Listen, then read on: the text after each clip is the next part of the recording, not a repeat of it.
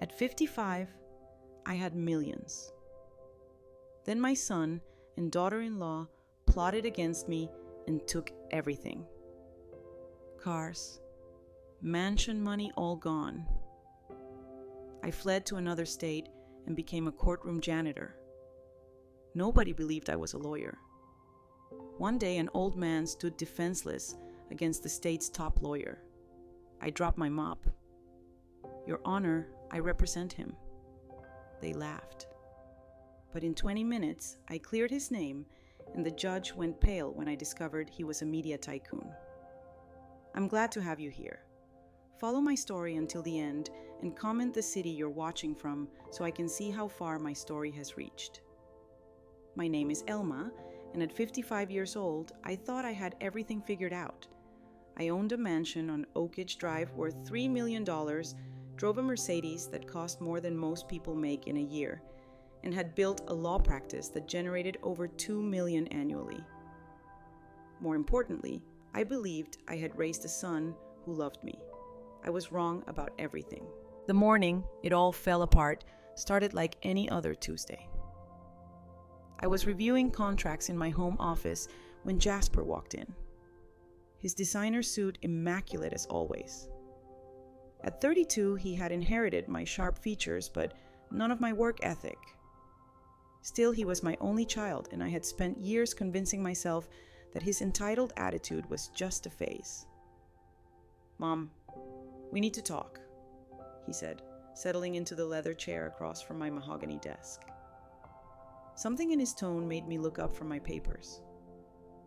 "Of course, sweetheart. What's on your mind?" He placed a thick manila folder on my desk, his expression unreadable. "I've been managing your accounts for 5 years now, and there are some issues we need to address." My stomach tightened. I had given him power of attorney over my finances when he graduated law school, thinking it would teach him responsibility while lightening my workload. "What kind of issues?" Jasper opened the folder, revealing bank statements, investment reports, and legal documents I didn't recognize. "Your spending has been out of control. The mansion mortgage is $12,000 a month. Your credit cards are maxed out, and the business account is overdrawn." I stared at the papers, confusion clouding my thoughts. That's impossible. The practice generates over $2 million yearly. My personal accounts should have at least $4 million. Had Jasper corrected, his voice gaining a cold edge I'd never heard before. "You've been living beyond your means for years. I've been trying to manage the damage, but it's too late." My hands trembled as I reached for the bank statements. The numbers swimming before my eyes told a story I couldn't comprehend. Withdrawals of $50,000, $75,000, $100,000 amounts I had never authorized, dated over the past 2 years. "Jasper, I never made these withdrawals. I would remember." "Mom," he interrupted, his tone now openly patronizing. "You've been forgetful lately. Sometimes you don't remember conversations we've had, decisions you've made. I've been covering for you, but I can't anymore." The accusation hit me like a physical blow. Forgetful.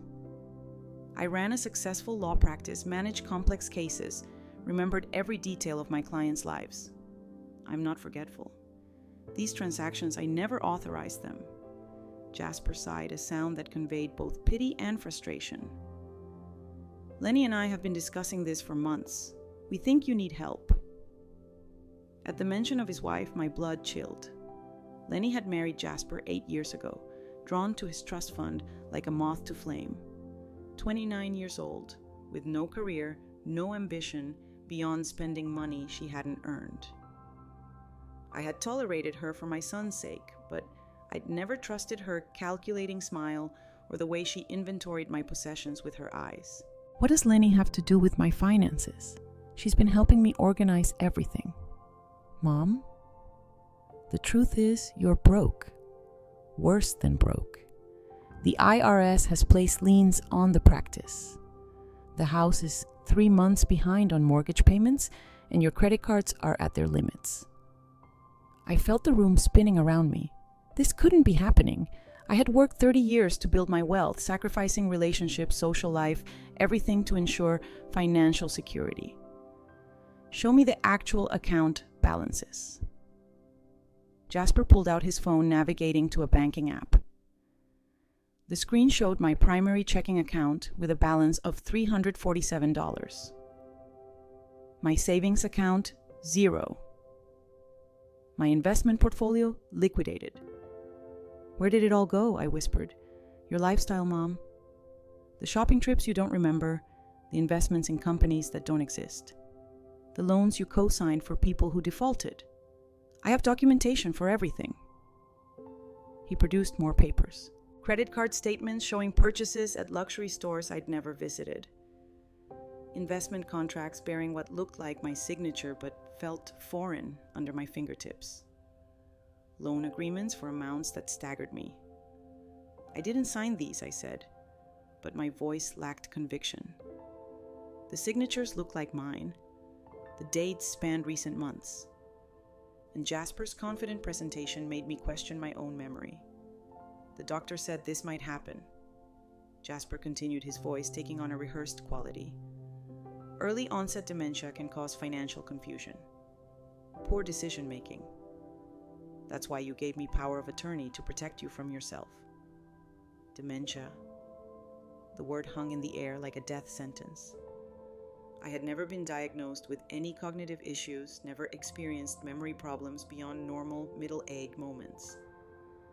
But as I stared at the evidence spread across my desk, doubt crept into my mind like poison.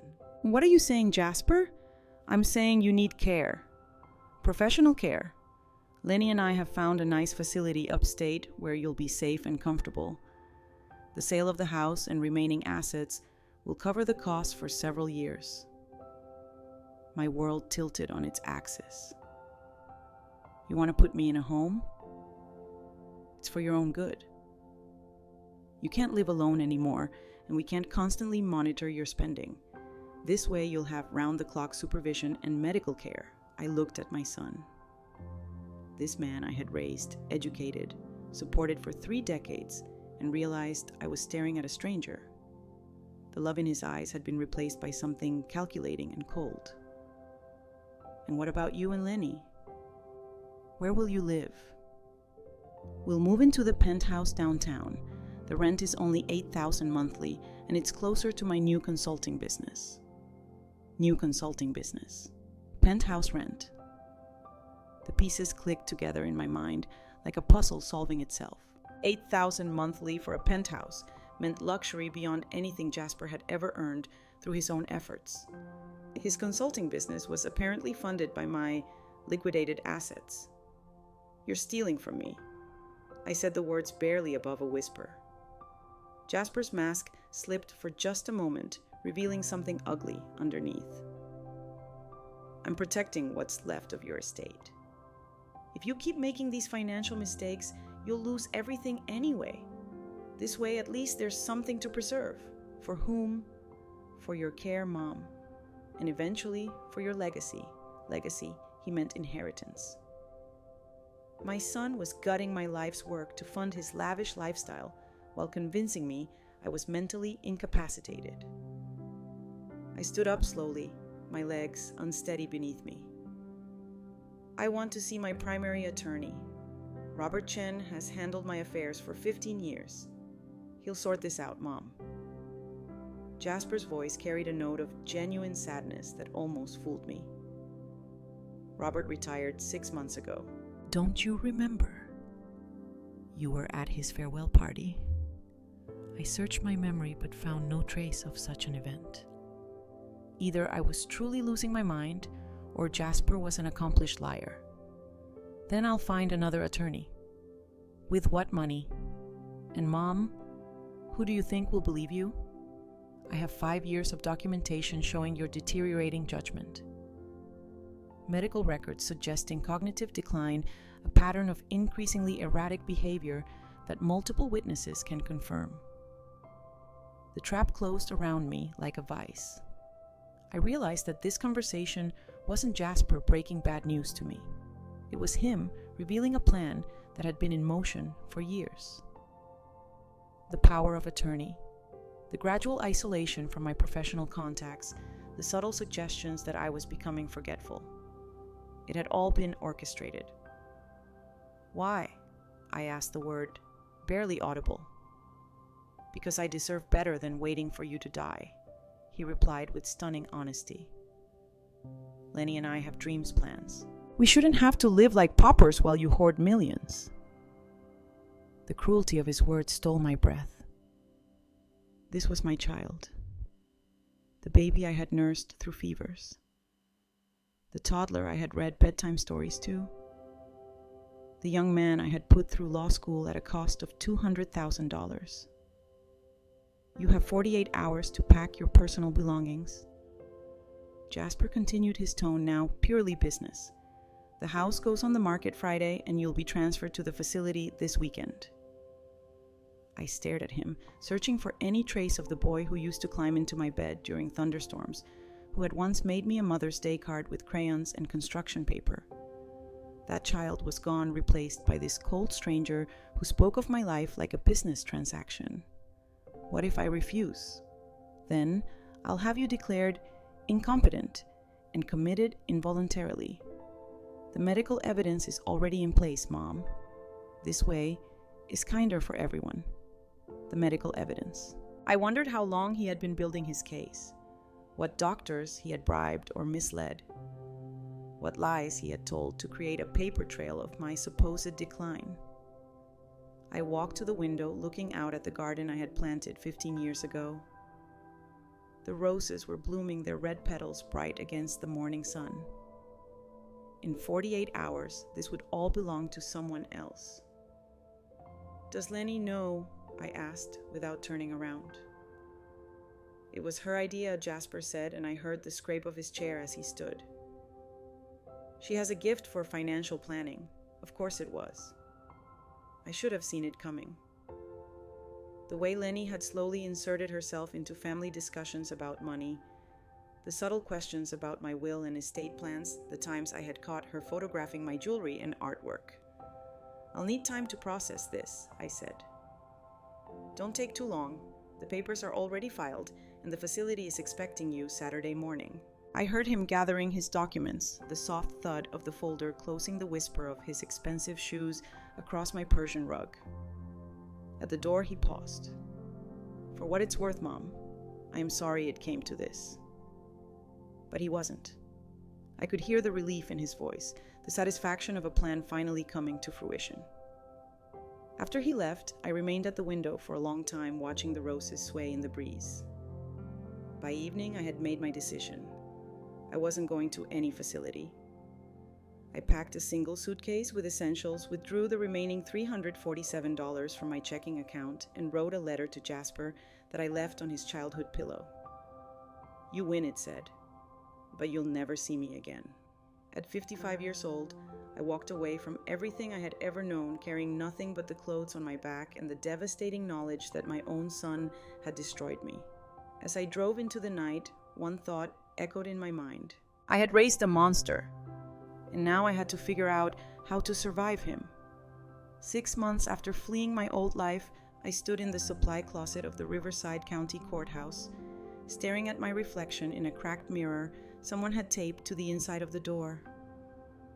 The woman looking back at me was a stranger, graying hair pulled into a practical ponytail, hands roughened from industrial cleaning chemicals, wearing a faded blue uniform with Alma embroidered on the chest pocket. I had driven 800 meters that first night, stopping only when my car ran out of gas in a town called Millbrook Population. 15,000, the kind of place where everyone knew everyone else's business, except nobody cared about mine. Perfect for disappearing. The courthouse job had been my salvation and my daily humiliation. $11 an hour to mop the floors where I had once commanded respect as an attorney. The irony wasn't lost on me as I wheeled my yellow cleaning cart through corridors lined with law books past courtrooms where justice was supposedly served. Alma, you missed a spot in courtroom 3, called out Marco, my supervisor, as I emerged from the supply closet. At 45, he was a decent man who worked 2 jobs to support his family. He had no idea that the woman mopping floors had once billed clients $500 an hour. "I'll take care of it," I replied, grateful that my voice no longer caught when I spoke about courthouse business.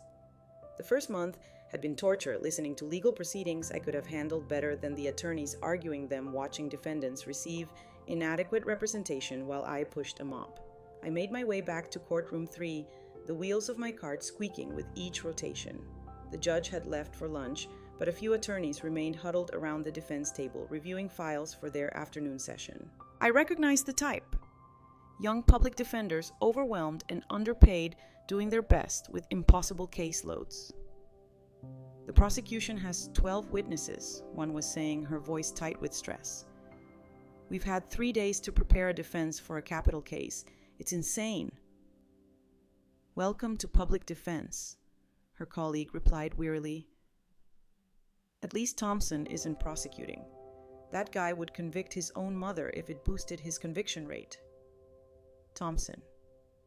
District Attorney Marcus Thompson, the most ruthless prosecutor in the county, known for his perfect conviction record and political ambitions. I had read about him in the local newspaper, a man who saw defendants as stepping stones to the governor's mansion. I started mopping around the attorney's table, making myself invisible the way I had learned to do. People talked freely around cleaning staff as if we were furniture with ears. In 6 months, I had heard confessions, witnessed plea bargains, and observed enough judicial misconduct to fill a law journal. "Did you see the news about that Westfield Heights case?" one attorney asked, scrolling through her phone. "Some hotshot lawyer's son inherited $8 million after his mother was declared incompetent. Lucky bastard." My mop froze mid-wipe. Westfield Heights was my old neighborhood, and $8 million was roughly what my estate had been worth. Jasper Hernandez. She continued reading, says here, his mother suffered from early onset dementia and had been making erratic financial decisions. He's using the inheritance to expand his consulting business. Hernandez. Jasper had taken Lenny's maiden name probably to distance himself from any connection to me. Smart move. It would make it harder for anyone to trace the money back to its real source. "Nice work, if you can get it," the other attorney commented. "My mother can barely remember where she put her keys, but she's sharp as a tack when it comes to money." They laughed, and I forced myself to continue mopping while my heart hammered against my ribs. Jasper wasn't just living off my stolen wealth, he was publicly celebrating it. The newspaper article probably painted him as a devoted son who had saved his poor demented mother from financial ruin. "Elma, you okay?" Marco appeared beside me, concern creasing his weathered face. "You look like you've seen a ghost. Just tired," I managed, realizing I had been gripping the mop handle so tightly my knuckles had gone white. "Why don't you take your lunch break?" "That corner can wait until later." I nodded gratefully and retreated to the employee break room, a windowless space with flickering fluorescent lights and a coffee maker that had seen better decades. I sat at the scratched formica table where the cleaning crew ate their sandwiches and tried to process what I had just learned. Jasper had not only stolen my money, he had rewritten history to make himself the hero. According to his version, I was a sick old woman who needed to be saved from her own poor judgment. He was the caring son who had stepped in to prevent disaster. The worst part was that I couldn't prove otherwise.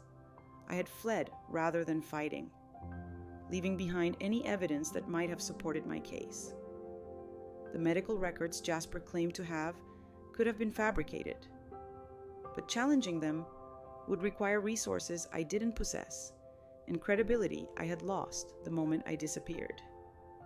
My phone rang, startling me from my thoughts. The caller ID showed an unknown number, but the area code was from Westfield Heights. My hands shook as I answered. "Hello, Mom." Jasper's voice was carefully modulated, conveying just the right amount of concern. "Mom, where are you?" "We've been so worried." As if Lenny had spent sleepless nights fretting over my whereabouts instead of enjoying my money. "I'm fine, Jasper. Please come home. The facility has excellent doctors, and you'll be so much more comfortable there. This running away isn't helping anyone. I'm not coming back. Mom, you're sick. You need help. I know you're scared and confused, but we can work through this together. The patience in his voice was perfectly calibrated.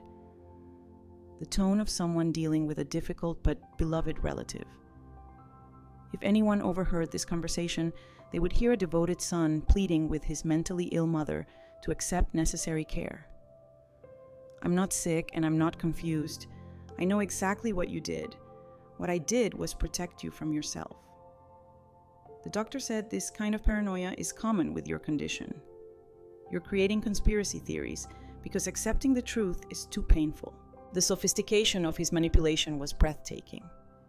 Every accusation I made would be dismissed as a symptom of my supposed illness. Every protest would be evidence of my declining mental state. Where are you staying? He asked when I didn't respond. Are you eating properly? Do you have your medications? Medications, another fabrication to support his narrative. I wondered what prescription bottles he had planted in my medicine cabinet, what pharmacy records he had created to document my treatment for dementia. I have to go, I said. Mom, please. I hung up and immediately turned off the phone. My hands were trembling so badly I could barely manage the simple task. Jasper had found my number somehow, which meant he was looking for me. The thought of him and Lenny showing up in Millbrook armed with commitment papers and a fictional medical history made my stomach churn. I returned to work early, needing the distraction of physical labor. The courthouse afternoon session was beginning, and I positioned myself in the hallway outside courtroom 3, organizing my cleaning supplies, while keeping one ear on the proceedings inside. Your Honor. The state calls its first witness in the matter of People versus Rodriguez. I knew this case had been following it through courthouse gossip for 2 weeks. Miguel Rodriguez, 68 years old, accused of embezzling pension funds from the construction company where he had worked for 30 years. The evidence was circumstantial, but District Attorney Thompson had a talent for turning weak cases into slam dunks. The defendant had sole access to the pension fund accounts. Thompson was arguing. Financial records show systematic withdrawals totaling $400,000 over 18 months, coinciding exactly with his gambling debts. Through the courtroom's open door, I could see Rodriguez at the defense table. He was a small man with calloused hands and tired eyes, represented by a court-appointed attorney who looked like she had just graduated law school. Mr. Rodriguez. Thompson continued during cross-examination. You expect this jury to believe that someone else accessed your secured computer, used your personal passwords, and stole money from accounts only you controlled. I don't know how it happened, Rodriguez replied, his voice barely audible. I never took that money. I worked 40 years to earn my pension. Yet you were $40,000 in debt to illegal bookmakers. Quite a coincidence.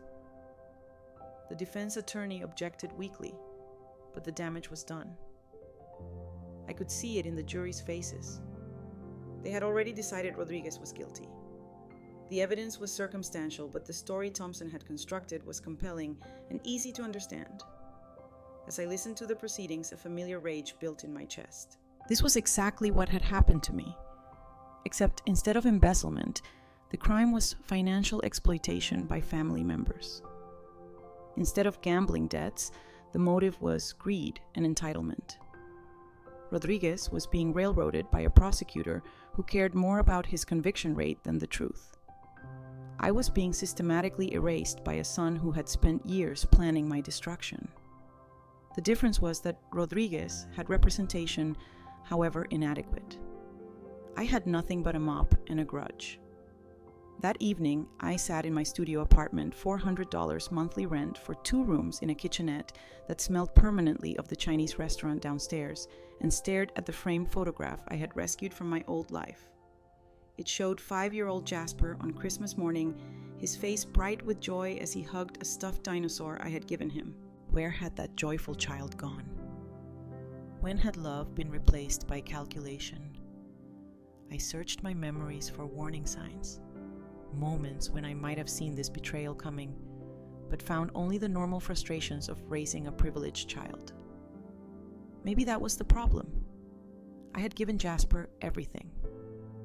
The best schools, expensive clothes, a car, on his 16th birthday, college tuition, graduate school, a generous allowance that continued well into his 20s.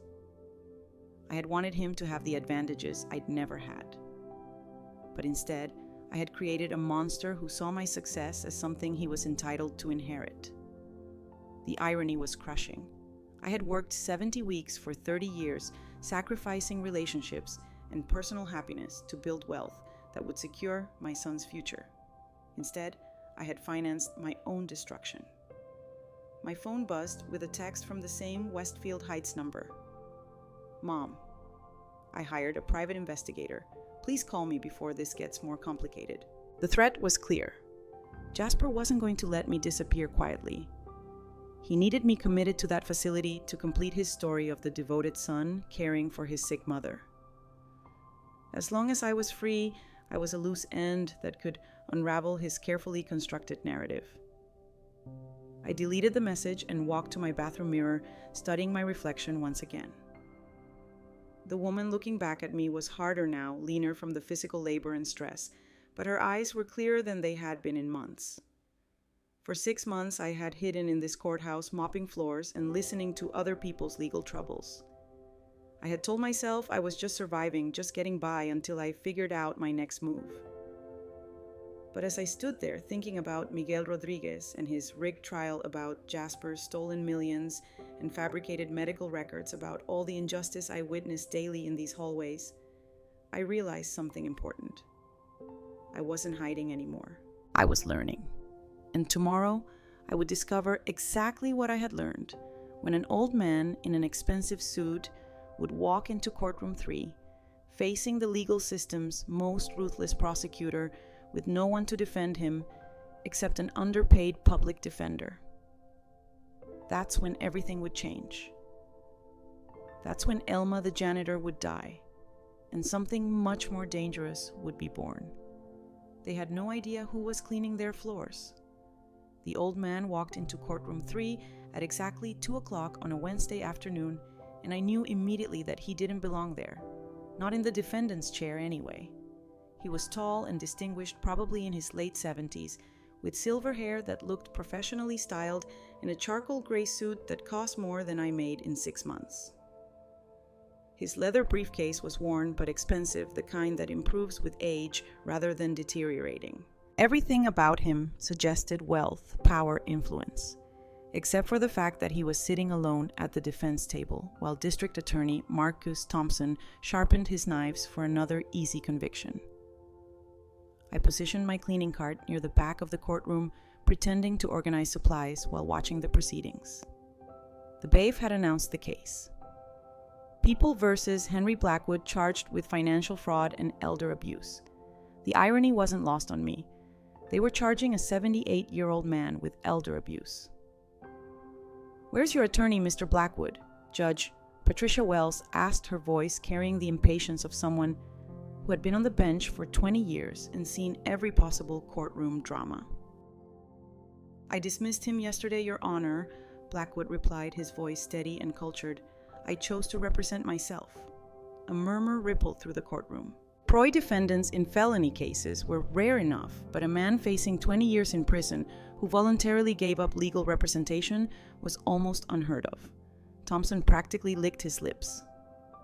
His perfect conviction record was about to get another notch, and this one wouldn't even require effort. "Your Honor, the state is ready to proceed." "Mr. Blackwood, I strongly advise you to reconsider representing yourself. These are serious charges that could result in significant prison time." "I understand, Your Honor. I'm prepared to proceed." Judge Wells sighed and called for the prosecution's opening statement. I had seen Thompson in action before. He was theatrical, persuasive, and completely ruthless. Watching him destroy an unrepresented elderly defendant felt like watching a professional boxer beat up a child.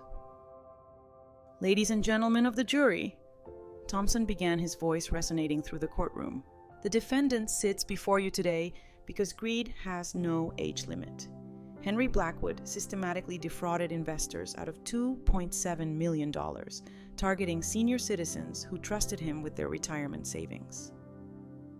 I listened as Thompson painted Blackwood as a predator who had used his reputation and charm to convince elderly investors to put their life savings into fraudulent investment schemes.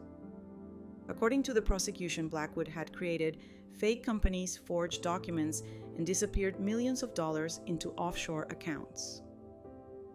The evidence will show that Mr. Blackwood lived a lavish lifestyle funded by stolen money while his victims struggled to pay for basic necessities.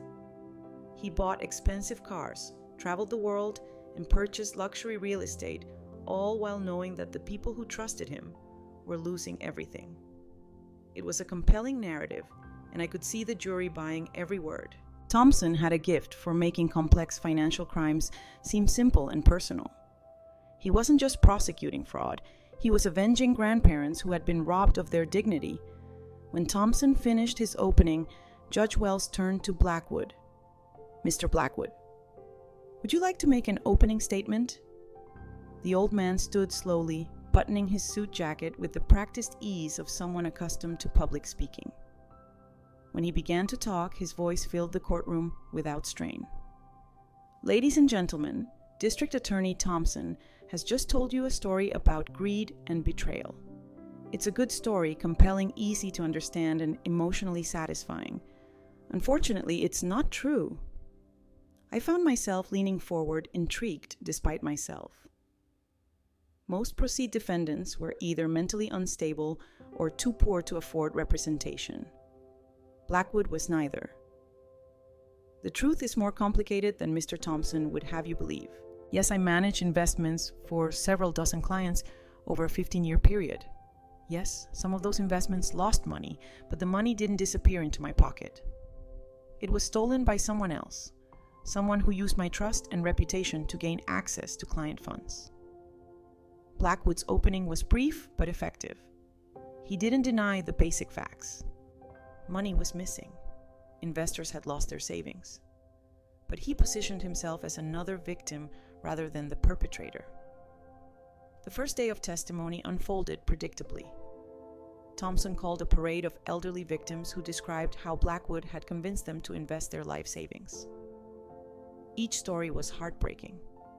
Retired teachers who lost their pensions, widows who trusted Blackwood with their late husband's insurance money, elderly couples who now faced foreclosure because their investments had vanished. Mrs. Eleanor Hartley, 82 years old and confined to a wheelchair, testified that she had given Blackwood her entire retirement savings of $350,000.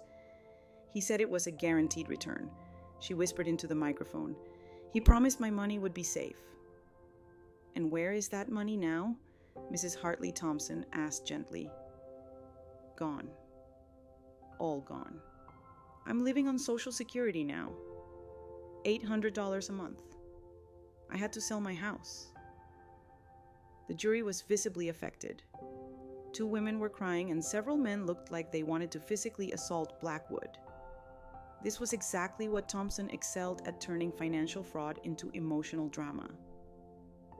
When it came time for cross-examination, I expected Blackwood to stumble.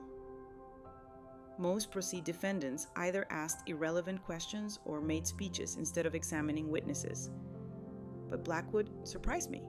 "Mrs. Hartley, I want you to know how sorry I am for your losses," he began. "You trusted me, and I failed to protect your investment. That's something I'll regret for the rest of my life." It wasn't a question, but Judge Wells allowed it. Blackwood was acknowledging responsibility while stopping short of admitting guilt, a delicate balance that required legal sophistication. "Mrs. Hartley, you mentioned that you invested your money in something called the Meridian Growth Fund.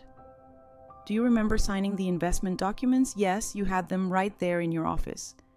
"And do you remember who managed the day-to-day operations of that fund?" Mrs. Hartley hesitated. "Well, you did, didn't you?" "Actually, no. The fund was managed by Meridian Investment Services, a separate company. I was simply the broker who connected investors with the fund managers, Do you remember meeting Mr. David Meridian? I think so. There was another man there sometimes. Mrs. Hartley, I know this is difficult, but it's important for the jury to understand what actually happened to your money. When you decided to invest, did I guarantee you wouldn't lose money? You said it was very safe, but did I specifically guarantee that you couldn't lose money? Mrs. Hartley looked confused. I don't remember exactly what you said. Blackwood was good, better than many licensed attorneys I had observed. He was systematically dismantling Thompson's narrative without attacking the victims or appearing heartless.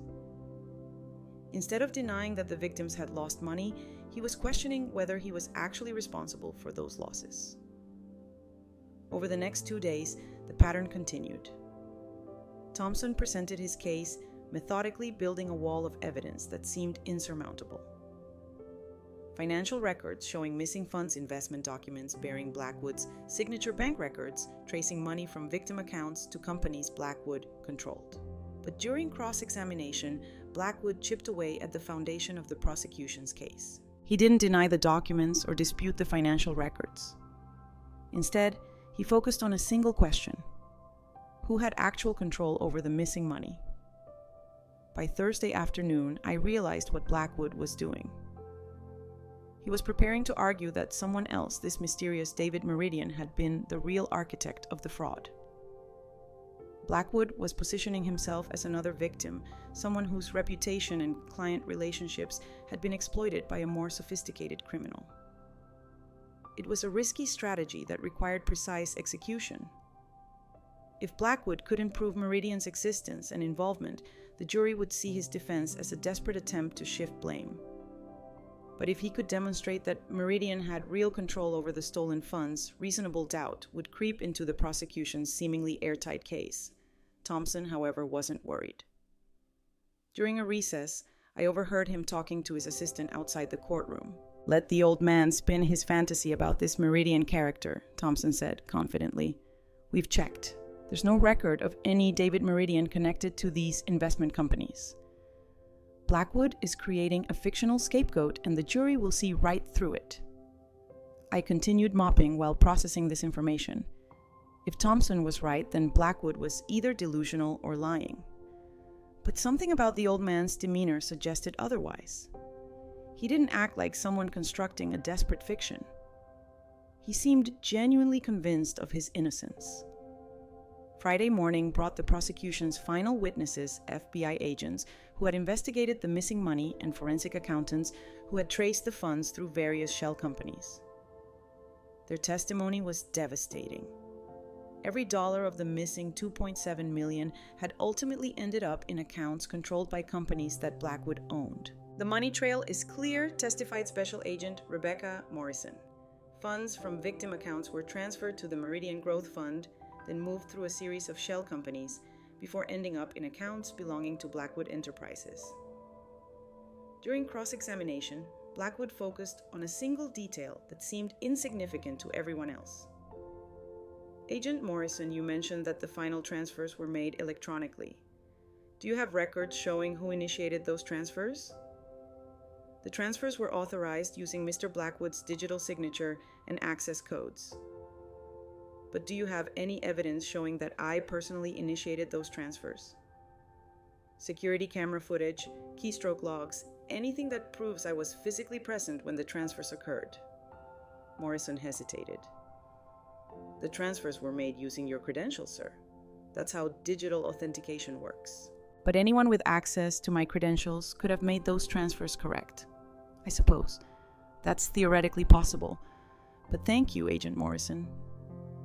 It was a small victory, but I could see it registered with at least some jurors. Blackwood was raising the possibility that someone else had used his access codes to steal the money. The prosecution rested Friday afternoon, and Judge Wells scheduled closing arguments for Monday morning. Over the weekend, I found myself thinking about the case constantly. Something about Blackwood's situation reminded me of my own, an older person being systematically destroyed by someone they had trusted. Monday morning arrived gray and drizzly, matching my mood as I wheeled my cleaning cart into courtroom 3.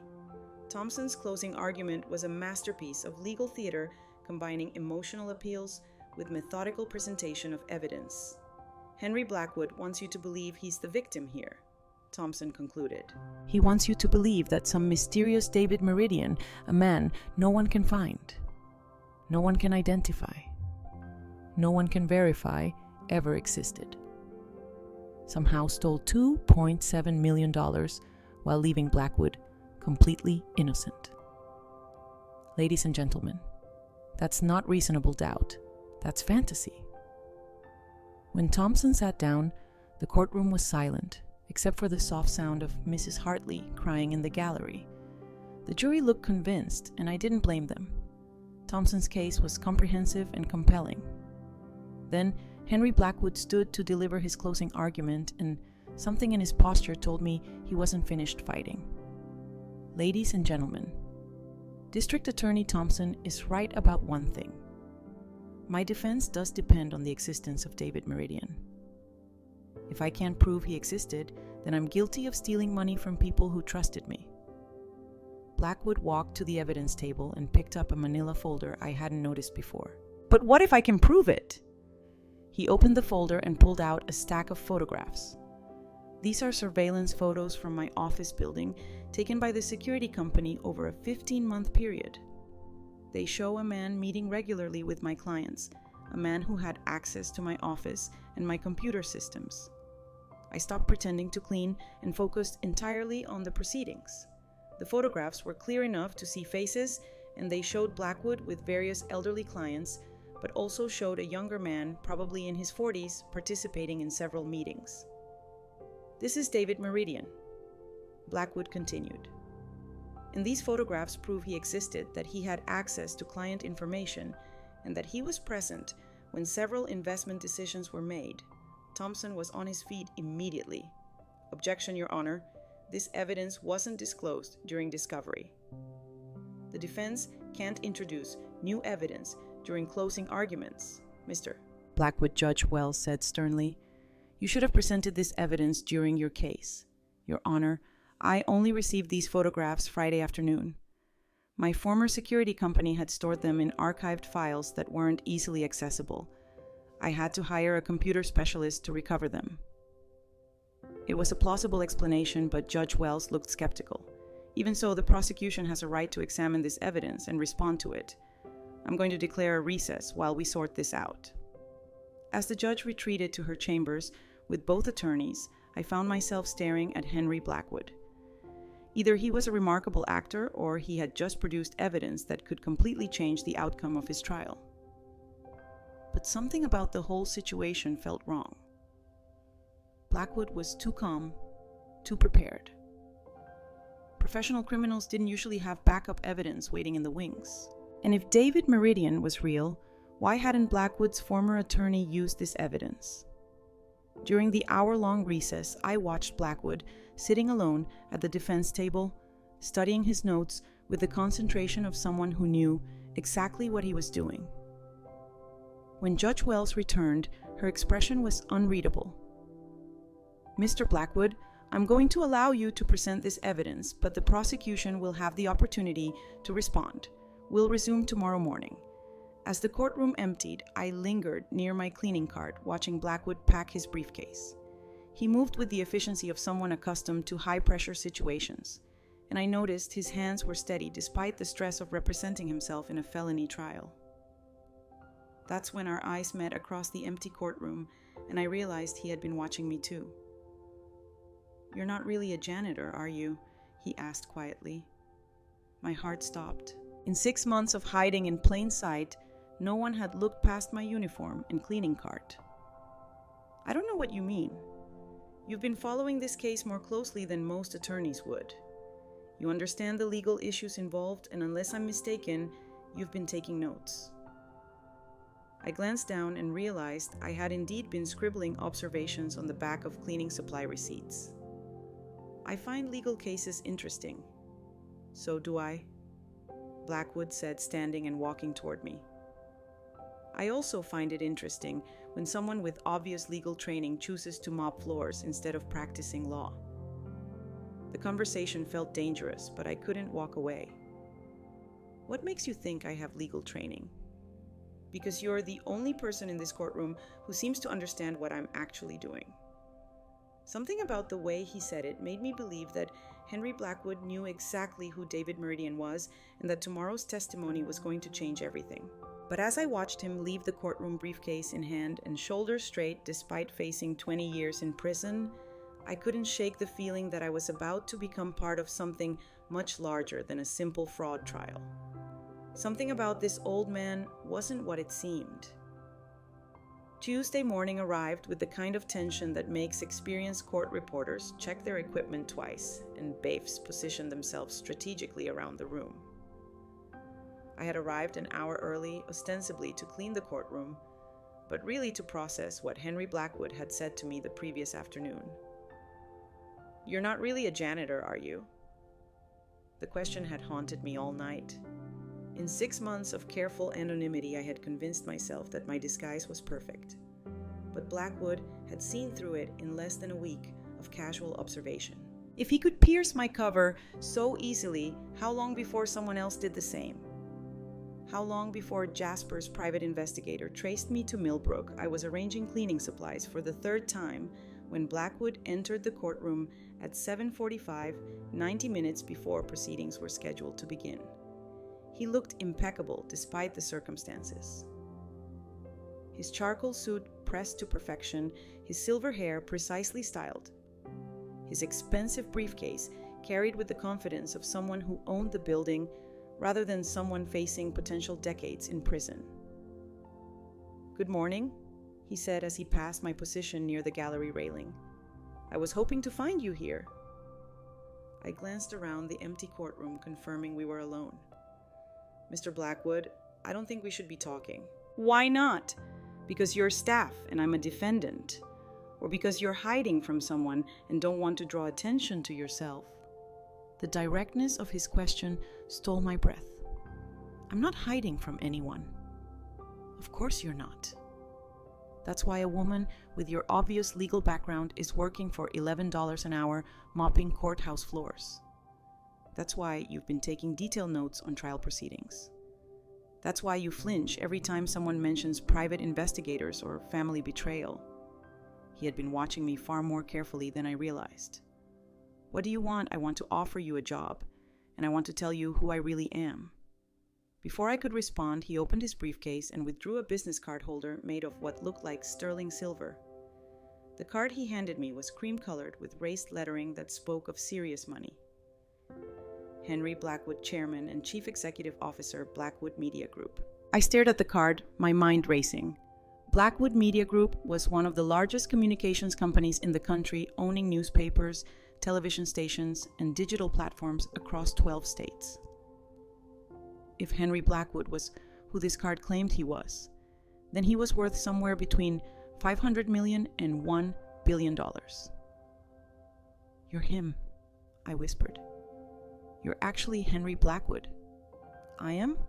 Which makes this fraud prosecution rather interesting, don't you think? Why would someone worth $800 million need to steal $2.7 million from elderly investors? The question was rhetorical, but it crystallized everything that had felt wrong about this case.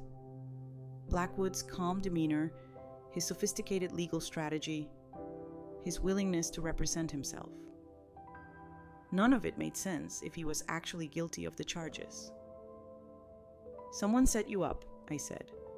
"Someone who knew I had been managing small-scale investments as a personal favor to longtime friends. Someone who gained access to my office systems and client information. Someone who understood that my reputation and wealth would make me the perfect target for financial fraud charges. David Meridian. David Meridian is real, but that's not his actual name. His real name is David Martinez. And until 8 months ago, he was my director of financial operations. He had access to all my business systems, including the computers I used for personal investment management." The pieces clicked together in my mind. Martinez had used his access to Blackwood's systems to steal client funds while leaving behind a trail that pointed directly to his boss. When the fraud was discovered, Blackwood looked guilty while Martinez had disappeared. Why didn't your attorney present this information? Because my attorney was David Martinez's brother-in-law. Carlos Mendoza, one of the finest criminal defense lawyers in the state, and someone I trusted completely. He assured me that the evidence against Martinez was insufficient, and that our best strategy was to argue reasonable doubt about the missing money.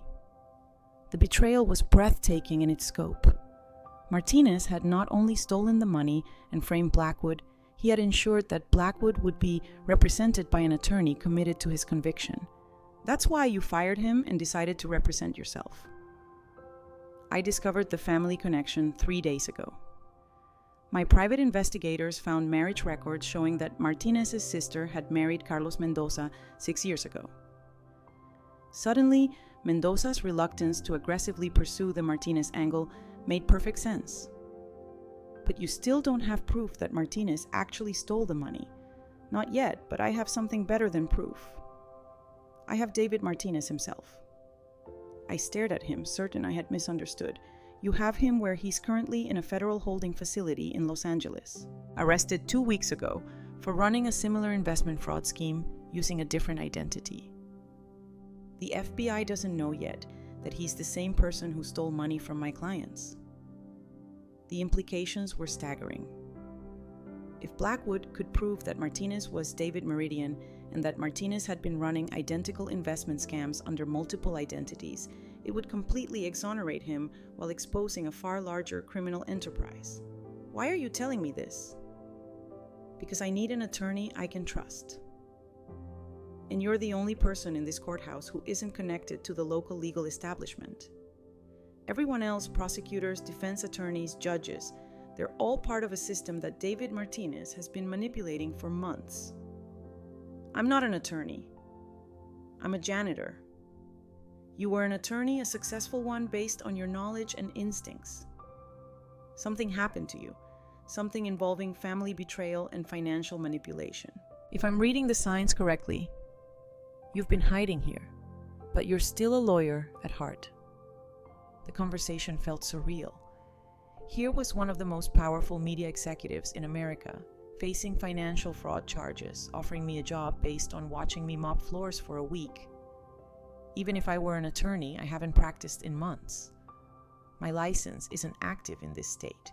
I couldn't represent you even if I wanted to. Actually, you could.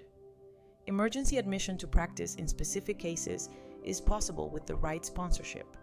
And I know judges who would approve your temporary admission if I requested it. The temptation was overwhelming. For 6 months, I had been invisible, powerless, forgotten. The chance to practice law again, to engage my mind in complex legal strategy, to matter in a way that went beyond cleaning up other people's messes. It was everything I had lost when Jasper destroyed my life. Well, what exactly are you proposing? I'm proposing that you help me expose the truth about David Martinez. In return, I'll help you reclaim whatever was stolen from you. My company has investigative resources that law enforcement agencies would envy. We can find evidence, trace financial transactions, uncover conspiracies. Whatever was done to you, we can prove it. The offer was seductive and terrifying in equal measure. After months of hiding, Blackwood was offering me the chance to fight back against the people who had destroyed my life. You don't even know what happened to me. I know enough. I know you were financially successful before you ended up here. I know your downfall involved family members who betrayed your trust. I know you're intelligent, principled, and angry enough to risk everything for justice. That's all I need to know. He reached into his briefcase again and withdrew a thick folder. These are the FBI reports on David Martinez's arrest in Los Angeles. The fingerprints, photographs, and criminal history of the man who stole money from my clients and framed me for his crimes. I opened the folder and found myself staring at booking photos of a man in his early 40s with dark hair and calculating eyes. According to the arrest report, he had been running investment scams across multiple states under at least 4 different identities. This proves Martinez exists and that he's a career criminal. But how does it prove he's the one who stole money from your clients? Look at page 7. I flipped through the documents and found a financial forensics report. According to FBI analysis, Martinez had been using a sophisticated computer program to hack into investment management systems and redirect client funds. The technical details were complex, but the basic pattern was clear. Martinez would gain legitimate access to financial systems, then use specialized software to steal money while leaving behind evidence that pointed to his supervisors. He's done this before at least 6 times in the past 4 years, always targeting older executives who manage small-scale investment accounts as personal favors. Always using his position as a trusted employee to gain system access. Always disappearing when the fraud was discovered while leaving his bosses to face criminal charges. How many people has he destroyed? The 4 previous victims are currently serving prison sentences for crimes Martinez committed. 2 others died while awaiting trial. I'm the first person who figured out what he was actually doing. The scope of Martinez's operation was breathtaking. He wasn't just a thief. He was a serial destroyer of lives, targeting successful people and turning their accomplishments against them. Why hasn't the FBI connected these cases? Because Martinez uses different identities and targets victims in different jurisdictions. Local prosecutors see individual fraud cases, not a national pattern.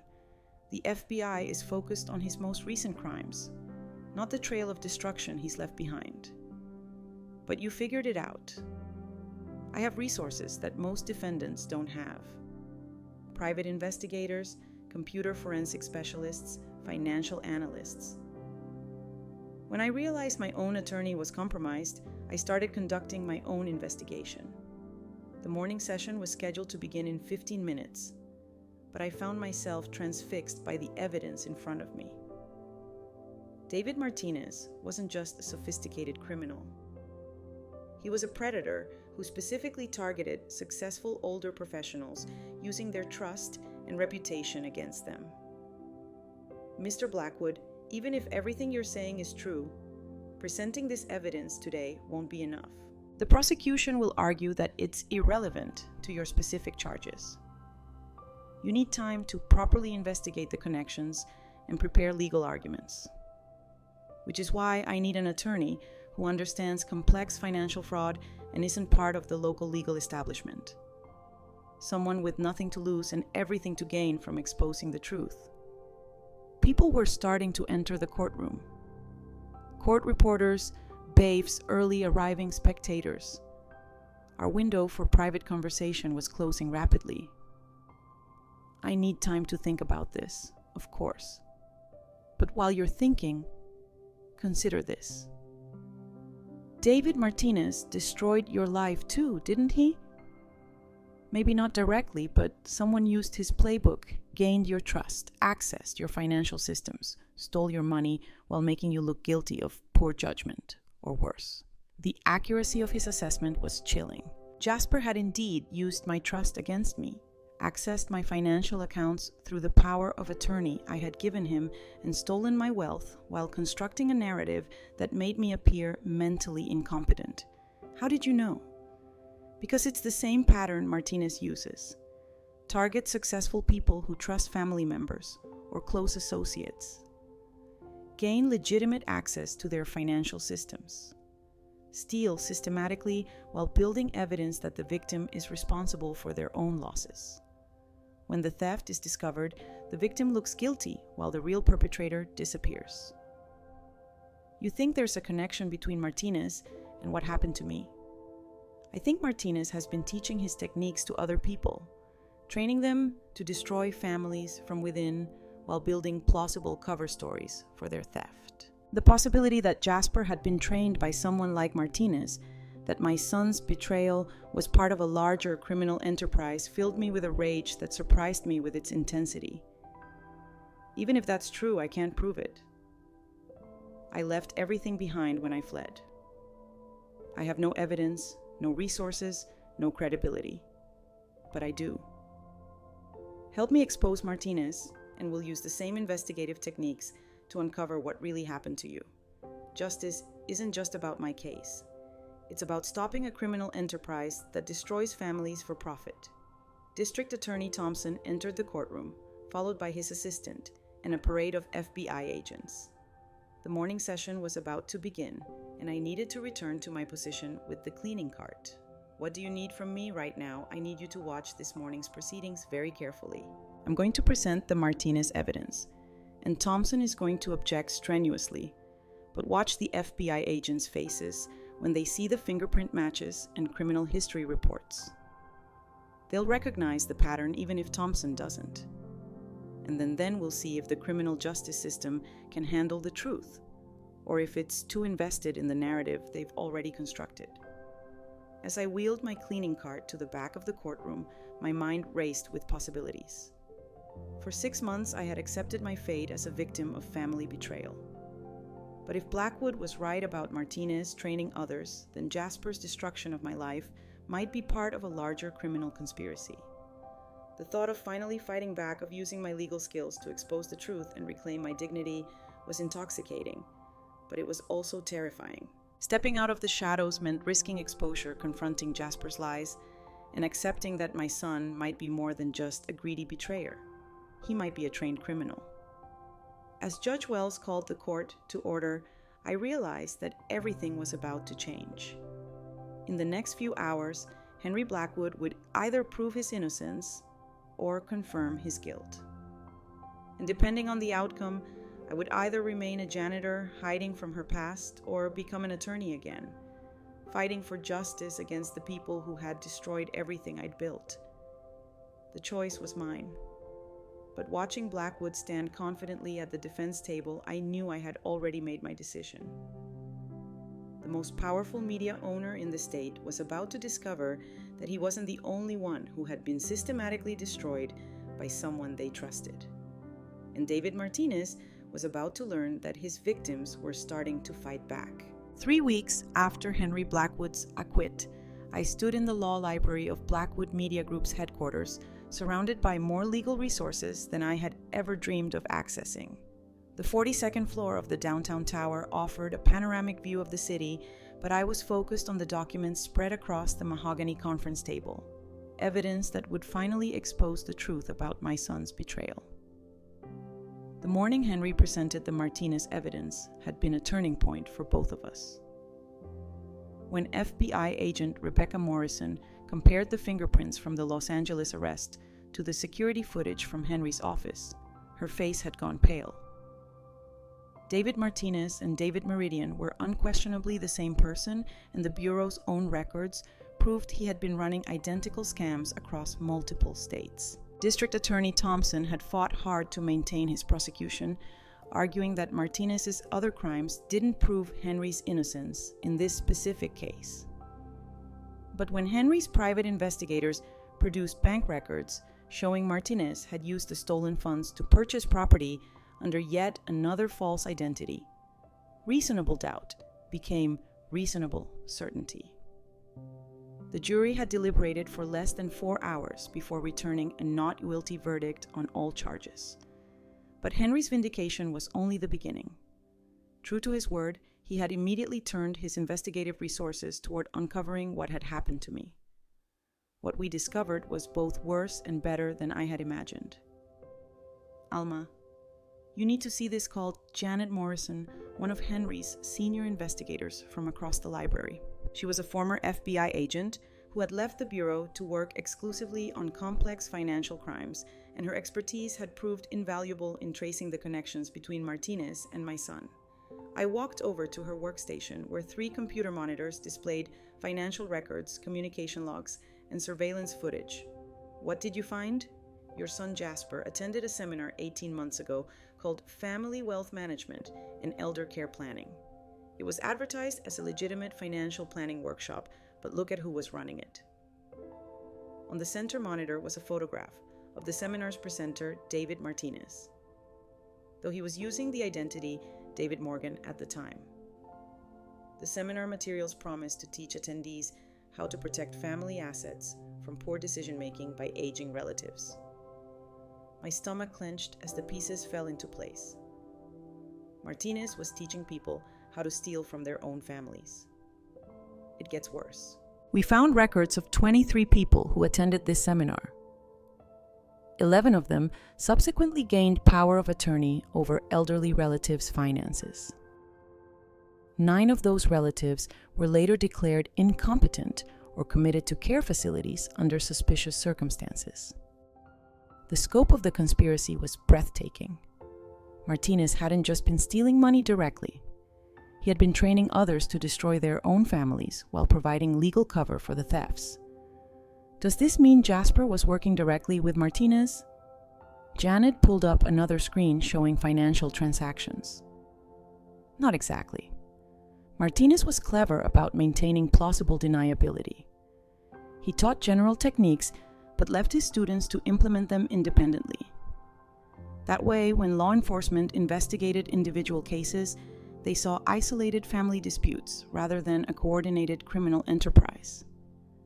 But Jasper used Martinez's methods, almost exactly the fake medical records suggesting cognitive decline, the gradual isolation from professional contacts, the systematic liquidation of assets followed by placement in a care facility. It's identical to the pattern Martinez taught in his seminars. I stared at the evidence, feeling a mixture of vindication and disgust. For months, I had wondered if I was truly losing my memory, if Jasper's accusations of financial irresponsibility might have some basis in reality. Now I knew that every doubt, every moment of self-questing had been deliberately orchestrated. What about the money? Can we trace where it went? That's the good news, Henry said, entering the library with his own stack of documents. Jasper may have learned Martinez's psychological manipulation techniques, but he didn't inherit his financial sophistication. The money trail is much easier to follow. Henry spread out bank statements and investment records across the table. Your original estate was worth approximately $8.2 million. Jasper liquidated $6.8 million through a series of authorized transactions over 18 months. But instead of hiding the money in offshore accounts or complex shell companies, he simply moved it into accounts bearing his and Lenny's names. He kept it in regular bank accounts. Worse, he used a significant portion to purchase real estate, luxury cars, and other assets that are easily traceable and recoverable. Jasper thought that having your power of attorney made him legally untouchable, but he didn't understand the difference between legal authority and criminal fraud. Janet pulled up photographs of Jasper's new lifestyle: a penthouse apartment worth $1.2 million, a BMW, and Mercedes totaling $150,000, designer furniture and artwork valued at over $300,000. The beautiful thing about Jasper's arrogance, Henry continued, is that he documented everything meticulously. He kept receipts, filed insurance claims, even paid taxes on some of the stolen money. He was so confident in his legal position that he didn't bother hiding his crimes. Can we get the money back? We can get most of it back. I've already filed preliminary motions to freeze Jasper's assets pending a full investigation. By the end of the week, he won't be able to access any accounts or sell any property without court approval. The thought of Jasper suddenly finding himself financially paralyzed, unable to maintain the lifestyle he had stolen from me, provided a satisfaction I hadn't expected. For months, he had been living off my life's work while believing I was safely hidden away or locked in some care facility. What about criminal charges? That's where things get interesting, Henry said with a smile. That reminded me why he was successful in the media business. Jasper committed his crimes using techniques taught by a known criminal enterprise.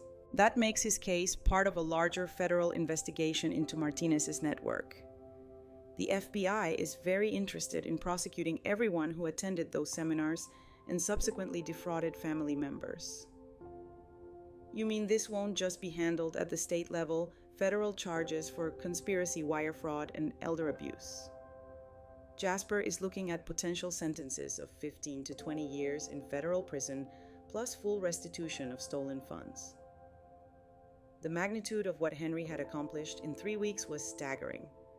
Not only had he cleared his own name and exposed Martinez's criminal network, but he had built an airtight case against Jasper that would result in both financial recovery and criminal justice.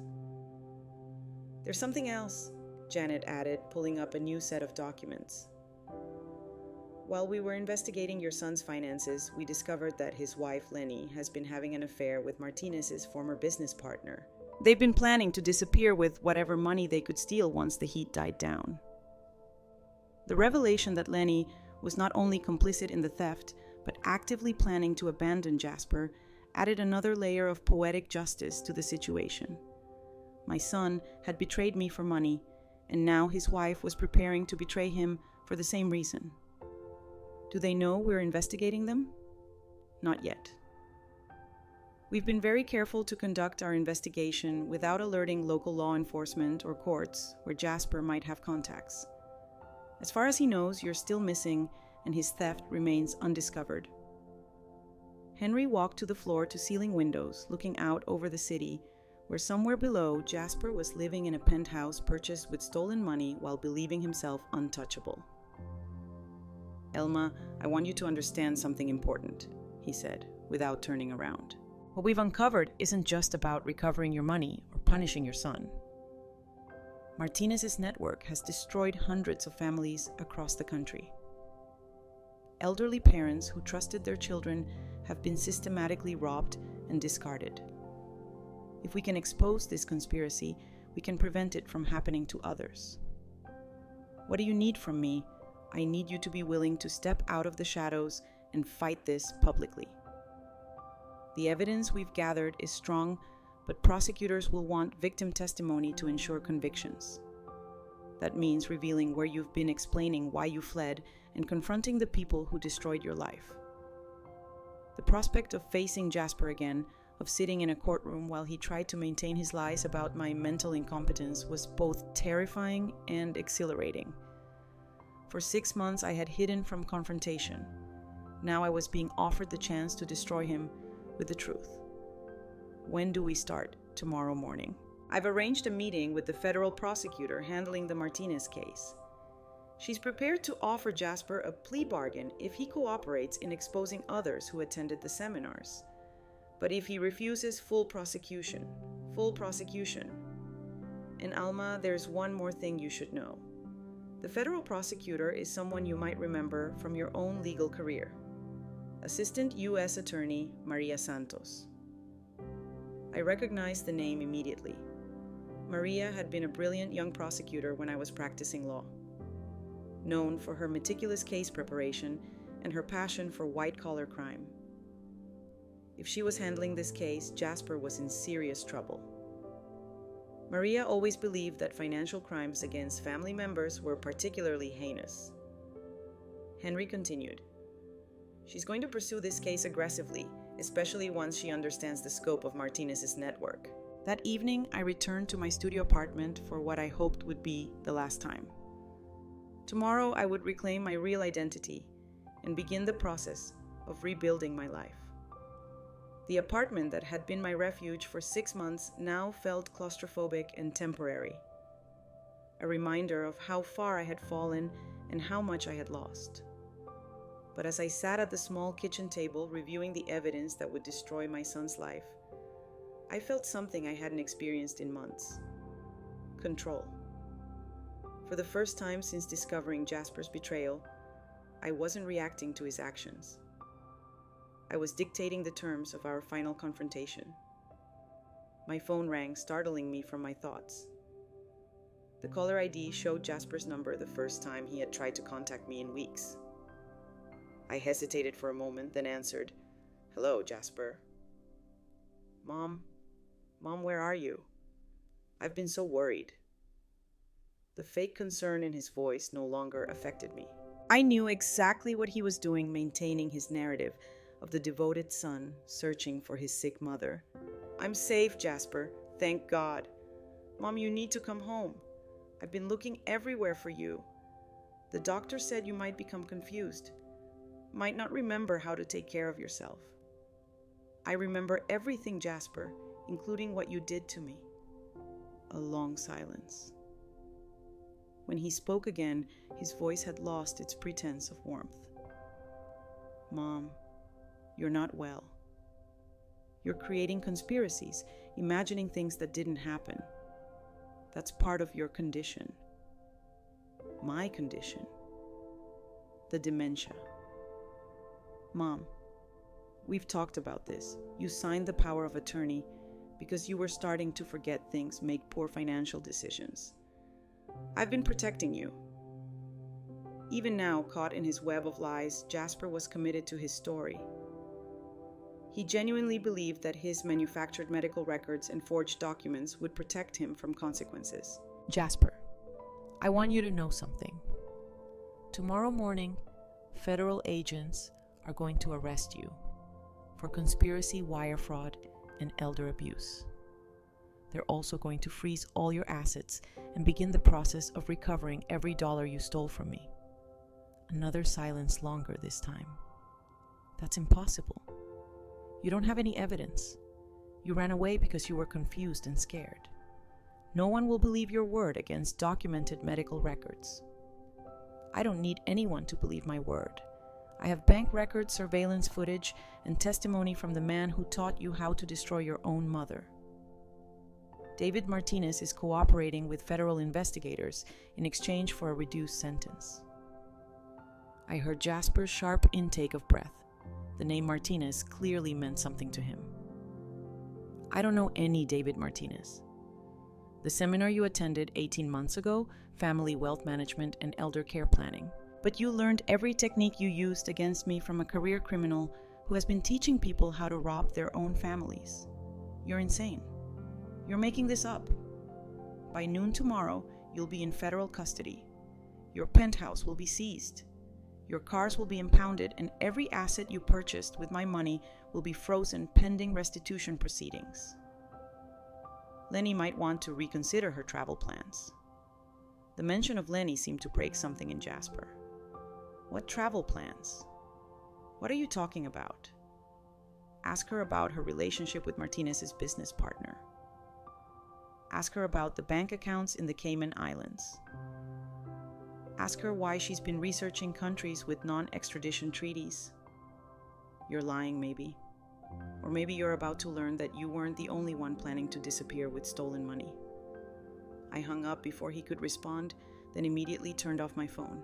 By now, Jasper was probably calling Lenny demanding explanations about my accusations. With any luck, their panicked conversation would provide additional evidence for the federal prosecutors. That night, I slept better than I had in months. Tomorrow, justice would finally begin. Not the dramatic revenge I had once fantasized about, but something better. The systematic exposure of truth and the restoration of what had been stolen. Jasper had taught me that family could be a source of ultimate betrayal. But Henry Blackwood had taught me something equally important. Family could also be chosen. And sometimes the people who stand by you when everything falls apart are worth more than the ones who destroyed you for money. Everything you stole will be returned, I thought, as I drifted off to sleep.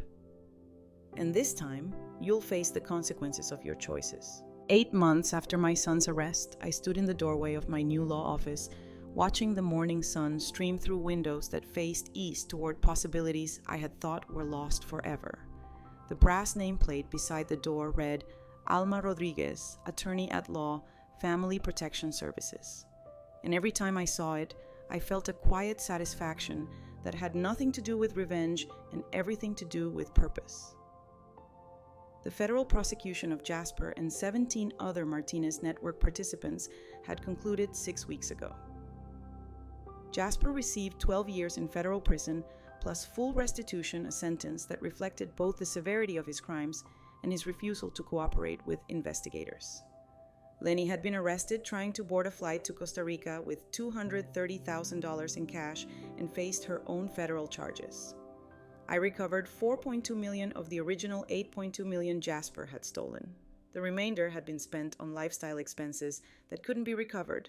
Vacations, restaurant bills, designer clothes that had already been worn and discarded. It was enough to rebuild my life, though not enough to erase the cost of his betrayal. But sitting across from my current client, Mrs. Dorothy Hayward, I realized that the money had never been the real issue. The real issue was trust family and the devastating consequences when people you love decide you're worth more to them dead or incapacitated than alive and independent. My grandson Tommy has been asking about my will again. Mrs. Hayward was saying, her 78-year-old hands trembling slightly as she reached for her teacup. He wants to help me organize my finances and says I should give him power of attorney so he can protect me from making mistakes. The words sent a chill down my spine. They were almost identical to the phrases Jasper had used when he began his systematic destruction of my life. Mrs. Hayward, how old is Tommy? 34. He's been out of work for 6 months. Says the economy is too hard for young people. He's been staying with me to help around the house, but mostly he just brings women over and makes a mess. And when did these conversations about your finances begin? Right after his girlfriend moved in with him. She keeps talking about how expensive everything is, how unfair it is that older people have all the money while young people struggle. Tommy's girlfriend was clearly the driving force behind this particular scheme, though Mrs. Hayward didn't realize it yet. The pattern was becoming familiar.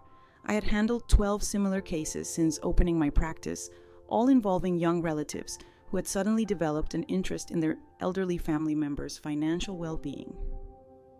Mrs. Hayward, I want you to understand something important. People who truly care about your welfare don't need power of attorney to help you manage your finances. They help because they love you, not because they want to control you. But Tommy says I'm getting forgetful, that I might make poor decisions with my money. Have you been making poor decisions? She considered the question carefully. Well, no. I balance my checkbook every month, pay all my bills on time, and I have enough savings to live comfortably for the rest of my life. But Tommy says that could change if I become sick or confused. And Tommy has suggested solutions to prevent that. He thinks I should transfer my accounts to his name just to be safe. He says if something happens to me, at least the money will be protected. Protected for whom, I thought, but didn't say. Instead, I opened Mrs. Hayward's file and reviewed the financial assessment my investigators had compiled. Her savings totaled $670,000. Enough to attract a predator like Tommy, but not enough to justify the legal fees of a protracted battle if she could be convinced to act preemptively. Mrs. Hayward, would you be interested in learning about some alternatives to giving Tommy power of attorney? Ways to protect your money that don't require you to give up control. Her relief was immediate and obvious. Yes, please. I love Tommy, but something about this whole situation feels wrong. Over the next hour, I explained the various legal instruments available to protect elderly people from financial predators. Irrevocable trusts, financial monitoring services, court-supervised guardianships that required judicial oversight for major financial decisions. All of them provided protection while preserving Mrs. Hayward's independence and dignity. The most important thing, I concluded, is that you don't have to make any immediate decisions. Despite what Tommy might be telling you, there's no emergency that requires you to sign over control of your life savings. What if he gets angry when I tell him I'm not ready to sign anything? Then you'll know his real motivation. People who genuinely care about your welfare will respect your decision to proceed carefully. After Mrs. Hayward left, I spent the rest of the morning reviewing case files for the family protection practice I had built. 13 active cases involving financial elder abuse. 7 successful interventions where we had prevented theft before it occurred. And 4 criminal referrals where family members had already begun stealing money. The work was emotionally draining, but deeply satisfying. Every elderly person I helped maintain their independence was a victory against the predatory system that had destroyed my own family. Every criminal referral was another crack in the network of people who saw their aging relatives as ATM machines rather than human beings deserving respect. My phone rang, interrupting my thoughts. The caller ID showed a number I recognized but hadn't expected to see. The federal prison where Jasper was serving his sentence. This is a collect call from federal inmate Jasper Hernandez. Will you accept the charges? I hesitated for a long moment, then accepted the call. Mom. Jasper's voice was smaller than I remembered, lacking the confident arrogance that had characterized our last conversation. Mom, thank you for taking my call. What do you want, Jasper? I wanted to tell you that I'm sorry. Not because I got caught, not because I'm in prison, but because I hurt you. Because I betrayed someone who loved me unconditionally. The apology was something I had imagined hearing for months, but actually hearing it felt strange and anticlimactic.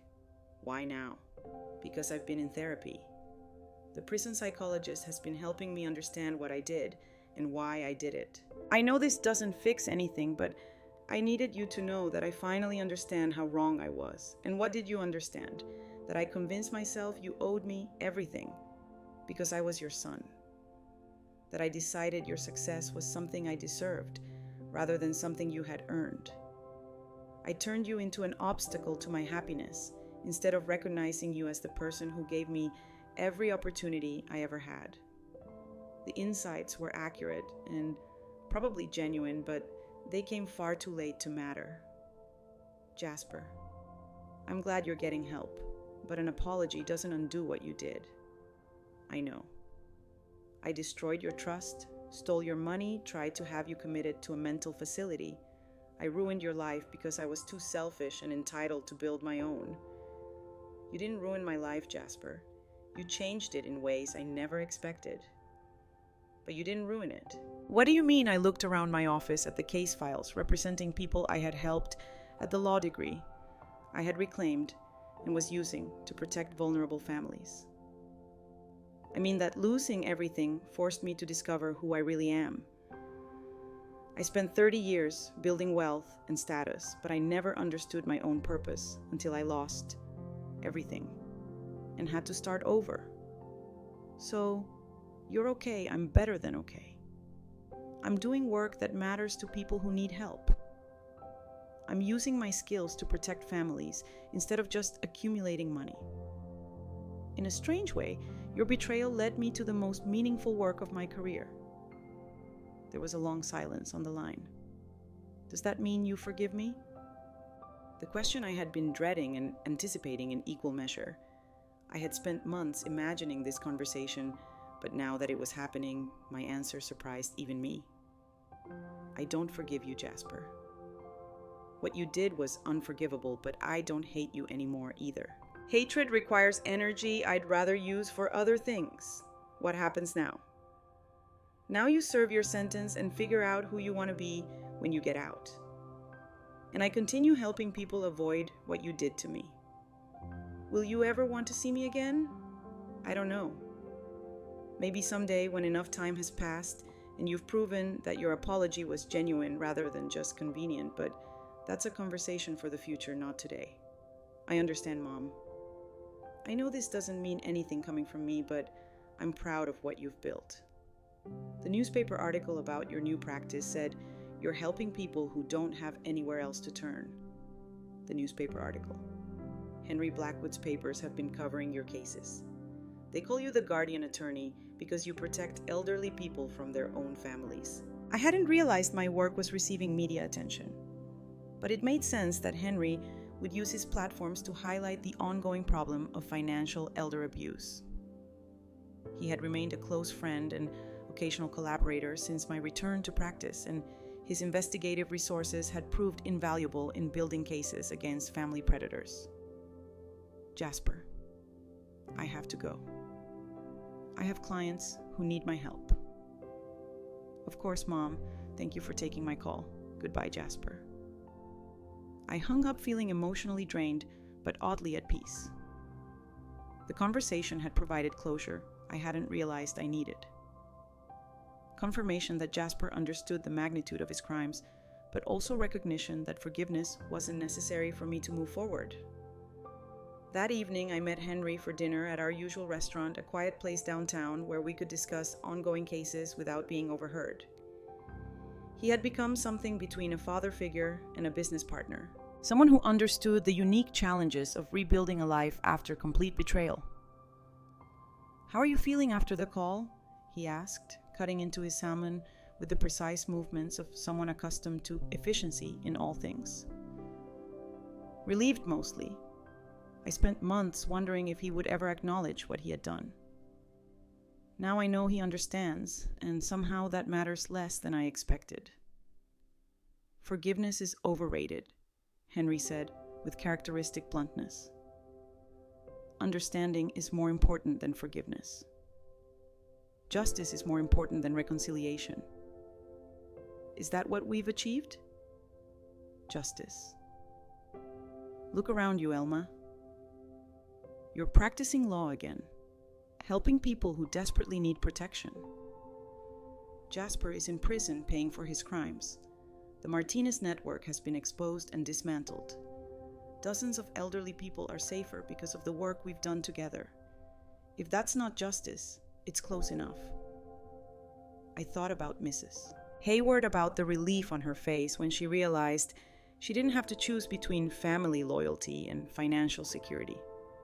I thought about the other clients I had helped, the predators I had exposed, the families I had saved from destruction. You know what the strangest part is, I said. I'm happier now than I was before. When I had millions of dollars and a successful practice, I was successful but not particularly fulfilled.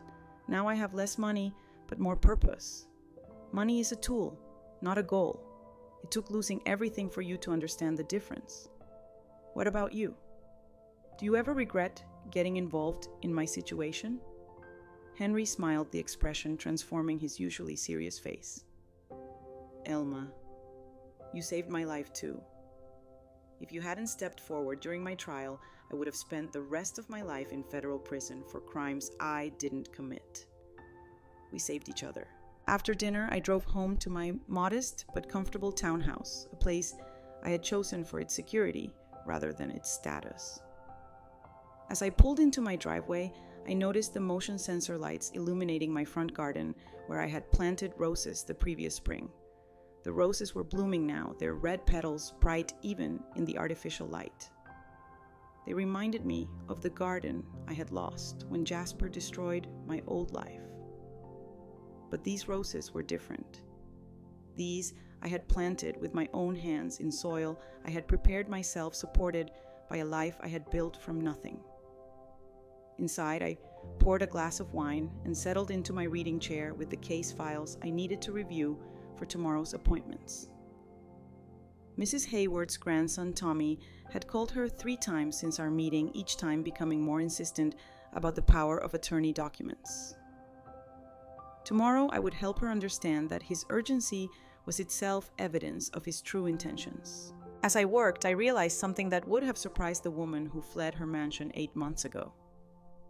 I was content. Not happy in the carefree way of someone who had never been betrayed, but content in the deeper way of someone who had survived the worst and discovered they were stronger than they knew.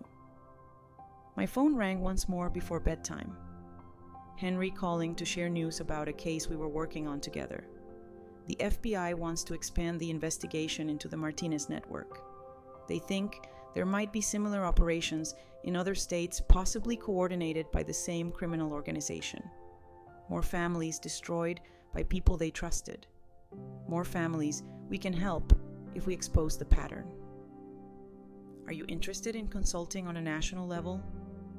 I considered the offer, thinking about elderly people across the country who might be facing the same predatory schemes that had destroyed my relationship with Jasper. Yes, but I want to maintain my local practice too. The people here need protection just as much as anyone else. Of course, Alma, thank you for everything you've done, not just for me, but for all the families you've helped. You've turned your worst experience into other people's salvation. After Henry hung up, I sat quietly in my reading chair, watching the roses sway in the evening breeze through my window. 8 months ago, I had been a victim, hiding from her own son. Tonight, I was an attorney helping other people avoid the same fate. The transformation wasn't complete. I still missed the naive trust I had once placed in family. Still felt the occasional pang of grief for the relationship with Jasper that could never be repaired. But I had learned something valuable from my destruction. Sometimes the best revenge isn't punishment, but proving that those who tried to break you actually made you stronger. Tomorrow, I would help Mrs. Hayward protect herself from her grandson's schemes. Next week, I would testify at a congressional hearing about financial elder abuse. Next month, I would collaborate with Henry on exposing another network of family predators. And in all of that work, I would honor the lesson my son had inadvertently taught me. True success isn't measured by what you accumulate, but by what you protect. For the first time in months, I finally understood what true peace felt like. Not the absence of conflict, but the presence of purpose that no one could steal or destroy. I was home. Now I'm curious about you who listened to my story. What would you do if you were in my place? Have you ever been through something similar? Comment below. And meanwhile, I'm leaving on the final screen 2 other stories that are channel favorites, and they will definitely surprise you. Thank you for watching until